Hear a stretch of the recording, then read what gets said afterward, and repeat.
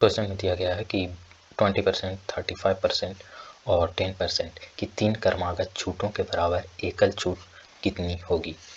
तो यहाँ पर यदि 2 अलग अलग परसेंटेज छूट दिए गए हों, लेट्स से कि x% का और दूसरा y% का अगर छूट दिया गया हो, तो इक्विवेलेंट डिस्काउंट यानी एकल छूट जो होगा वो होगा x + y - x × y upon 100%।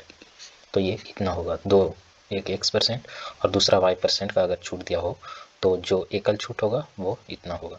अब इसे इस यानी 20% और 35% को इस वैल्यू पे पुट कर सकते हैं।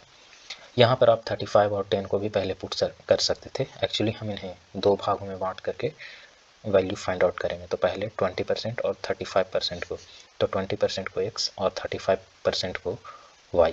तो यहाँ पर हो जाएगा 20 + 35, 20 + 35 यानी 55%। उसके बाद माइनस xy यानी 35 × 20 यानी ये हो जाएगा 700 और डिवाइडेड बाई 100। तो यहाँ पर कुल मिला के ये ऐसे कह सकते हैं 100/100%। तो ये आ जाएगा 55 - 7 यानी 48%।